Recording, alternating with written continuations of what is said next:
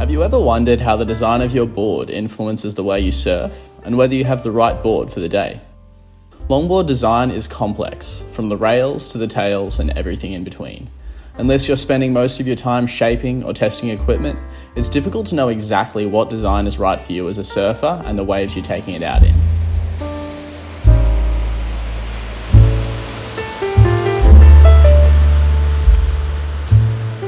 One of the most influential aspects of longboarding is rocker, and from experience, I can tell you that changing the rocker in your boards can influence your surfing greatly, for better or worse, depending on what you're after. Today, we're going to break down what I've learned about rocker, both the benefits of flatter boards, the benefits of more heavily rockered boards, and how this translates into your surfing. I'm Ben Considine, and this is the Sunday Glide.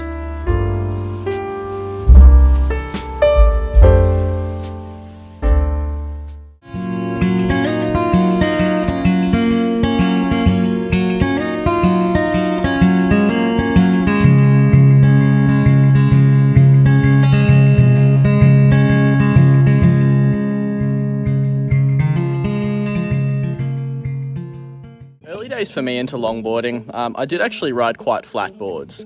Now, these boards were brilliant, really enjoyed them, and I still have a fair few of them to this day, one of which we'll go through in the edit in a second. But I did find that these could be a little trickier in certain conditions. When the waves did get a bit chunky and a little bit tricky though, I found that the flatter boards were a little bit more tricky.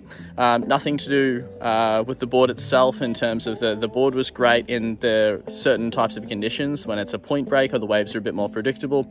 But when the waves are less predictable, if it's closing out, and if you need to, alter your surfing to make sure that the lines you're taking are a little bit quicker and sharper, I found it was a bit tricky with the flatter board. I noticed this problem a little bit when I was traveling with the WSL longboard tour in 2019. We went to Spain, we went to New York, and a lot of the conditions that we were surfing were beach breaks and quite unpredictable, and it did make it a little tricky for some of the boards I was riding. Now, I loved these boards, and that's why I was pretty stubborn. I wanted to be just surfing these boards, and I loved that flat design. I really liked keeping everything the same in my quiver as well, just because, especially for contests, I knew the board like the back of my hand, and I'd be happy to take it out in any conditions, and I knew how it'd react, so I wouldn't have to alter my surfing in any way. So that was my strategy at the time, and I did, again, loved how the boards felt, especially in the right waves, but in the conditions that we had on tour, it was a little bit trickier because they could be quite flat, and the waves were closing out quite a bit as well, depending on the day. So that was where I ran into a little bit of a problem, and it was something that I wanted to get on top of. And so even though I loved the flat design, there was a little bit of a problem in certain conditions, in certain types of waves. So that's what I wanted to speak with you about today, when to and when not to have so much rocker, and the different kinds of waves and areas of surfing that both can lend themselves towards.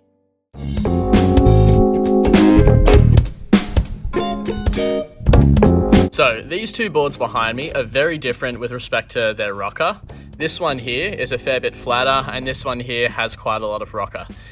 You would have seen me riding both of these boards in the past, but they do react very differently when you're on them. So this one, the flatter board, is a lot more steady and controlled, and we do need to, take our time with it a little bit more. It's a lot flatter, and so in messy conditions, it can be a bit trickier. In point break conditions, it maintains speed like you wouldn't believe. It locks in on the nose like you wouldn't believe either. This one here is something that I do like to surf, probably more so in contests because it does have that safety and reliability with the extra rocker. We'll speak about all of this in a little bit, but essentially it's a lot more reactive, disengages more rail from when we're stepping onto the tail to turn, and for that reason it can be a bit easier when the conditions are a little bit more challenging. For a quick general outline of the principles that I follow with rocker is, firstly, with less rocker you'll have more speed because you'll have less drag that's being created through the water, and so you'll be able to maintain the speed of the wave much better. On the other side of that, with more rocker, you'll be able to disengage more rail throughout your turns much easier, just because of how the board is shaped. So let's get into the specifics of either board now. So let's talk about the benefits of a flatter board and what that can provide for your surfing. So the first thing is that because it is flatter, your entry speed, or the speed that you have paddling into a wave, is going to be much higher or much greater. And so especially for your beginners to intermediate surfers who are looking to, I guess, have as much speed as possible when they're paddling into waves, if you're still learning that paddle strength and correct paddling technique, something with a flatter rocker can really help in getting enough speed to get into the wave. There is a downside to the flatter board with respect to paddling into waves, especially when they're a little steeper, and we're just learning this and getting comfortable with this, but we'll speak about that in a second when we look at the heavily rockered board. And on the same kind of line there, we can also maintain our speed really nicely when we're on the wave. So again, with the flatter board, there's less drag and we're able to maintain and utilize the speed that the wave is giving us. I personally love the way flat boards feel. If I had my pick of a flatter board versus a heavily rockered board, I'd pick something like this. Just because of the way it feels and the speed that you're able to generate and get. I think this is a big part as to why everything on these boards feels very, or looks very effortless, and you're really able to maintain the glide on the wave very nicely. Now, as we alluded to a little bit before as well, with these boards, they are flatter, which means that you'll actually be keeping a lot more rail in the water when you're projecting through your turns. This can be a good thing, this can be a bad thing. In great waves where it's quite predictable and the waves are a little bit steeper, we actually can maintain a fair bit of rail in the water, which actually allows us to push harder into our turns. So we can do really nice, powerful, engaged turns on something like this. Again, it becomes a little trickier when we do need to disengage more rail, but again, we'll get to that soon. Boards like this as well are extremely good for tight in the pocket nose rides. It's not as safe when you're coming out onto the shoulder and nose riding out on the shoulder, so where it should be a little bit trickier to nose ride anyway because we don't have those same tight critical sections. But for the perfect locked in position, a board like this will hold itself close to the wave face really nicely. If you get locked in the right position, the feeling on the nose is pretty insane. So let's now take a little bit of a look at the board with a little bit more rocker. So these boards are the ones that I typically ride in my contests, and I ride quite a lot, and I really like them. So they're the model that we've designed with South Coast Surfboards, and yeah, going really well.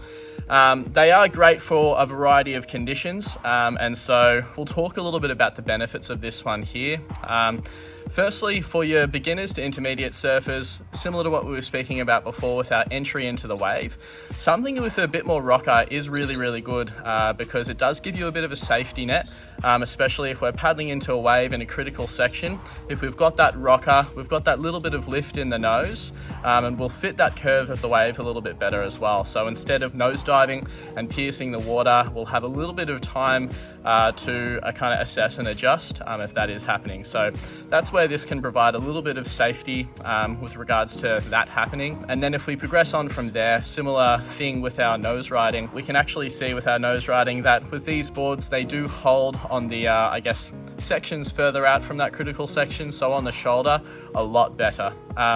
Now, this isn't even necessarily where I would say I want to be nose riding, but in tricky conditions, especially if you're on beach breaks or the waves are just tricky in general, it can be good to have something like this because it might be really tricky to find that perfect section. That's why the flatter boards, if you're going to have something or the conditions that are going to present these beautiful, nice, critical, locked-in sections, then it's worth going for something like that. But something like this can be really good to provide you a little bit more safety and provide you a bit more opportunity when the waves are chunkier. So if you live somewhere where there's lots of beach breaks, where it closes out pretty quickly, or if the waves are just less predictable in general, something like this can be pretty useful. The other thing with something like this is that it can be a little bit easier to turn, especially when the waves are quite testing. So if the waves are either quite slow, if the waves are a little bit choppy or bumpy, that's where I find if we've got a lot of rail engaged in the water, especially if we're not moving very quickly because the waves are quite slow, it can be really tricky, and this is where we might bog a rail or come unstuck. That's where something like this can be super useful as well. You can see with the outline that there is a lot of rocker through it. What this means when we step up onto the tail is that we're going to have a lot of the nose here disengaging from the water.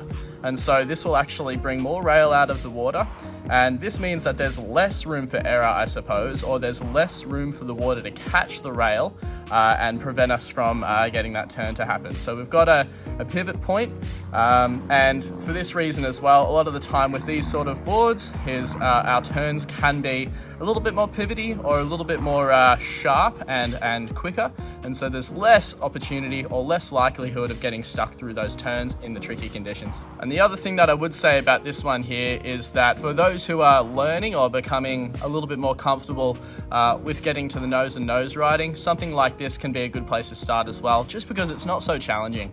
You do have that safety room, so instead of having to nose ride right in the hook, you can practice getting to the nose a little bit further out on the shoulder where you might feel a bit more comfortable, and then practice also with this one getting it a little bit more in the hook as well. So in general, the rules I follow with this one is if I want something that's very, very reliable in tricky conditions, this is what I'll go for.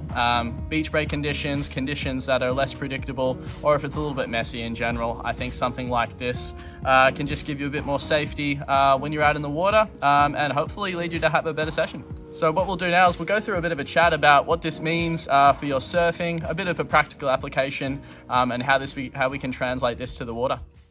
So to add a bit of context to everything, I think that for myself at least, when I started to, I guess, look into this aspect of design and I guess how the rocker influences my surfing, the boards I'm riding, and I guess how this might allow me to do different kinds of maneuvers in different conditions, I think my surfing did go up a level, and I hope that the same applies for you. I'll add in a little video that I was lucky enough to have taken last night of a session I was having, and I think one of the things that I did think stood out with this one in particular is how long I was able to hold that hang 10, but not only how long I was able to hold it in the critical section, but it actually allowed me to hold it a little bit further into the shoulder. I think this is important to note because this is what something with, or a board with more rocker does allow for. And so this is just another example of, I guess, a heavily rockered board allowing more safety up on the nose, as opposed to a board that is a little bit flatter, and so allows that lengthier nose ride. But to wrap it all up and what it might mean for your surfing, if you're a beginner to intermediate surfer, I don't think it hurts to have a bit of rocker in your boards, because firstly, it's going to be a little bit easier on the pop-up because we're going to have that board fitting the curve of the wave a little bit better, and you're less likely to nosedive. And same thing goes with our approach to the nose ride as well.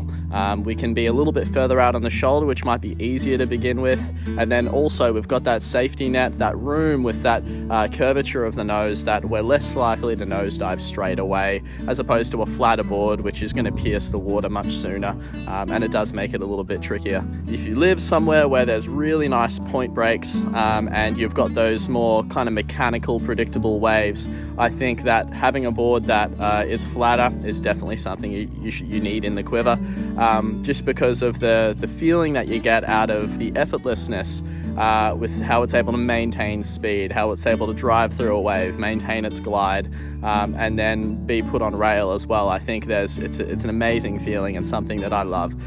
So I think that needs to be something as part of your quiver. On the other hand, if you do have a lot of waves that are quite short, quick, even something we didn't talk as much about, but if the waves are a little bit bigger and they are at a beach break, I think it is worth having something that's a little more heavily rockered, just because you can, I guess, have that safety. You can disengage the rail a little bit more with your turning, which is important in these waves, and you can pivot a bit quicker off the tail as well, which again is important if you're looking to, I guess, place the board in different positions, complete turns a little bit more quickly. As a whole, I hope that helps your understanding a little bit. I know this was kind of one of the kind of aha moments or pivotal points in understanding, I guess, one of a really, really important aspect of longboard design. So if you have any questions about this, please just leave them in the comments below. Happy to have a chat about these with you. Other than that, designs for the new clothing, extremely close. We'll be in touch with all of you soon. And yeah, really, really looking forward to sharing that with you guys and anyone who's interested. Just another point there, we did do another episode on longboard design, so go check that out if you haven't already. I think this will go really, really well with that. Hope you guys are getting waves, and we'll see you in the next one.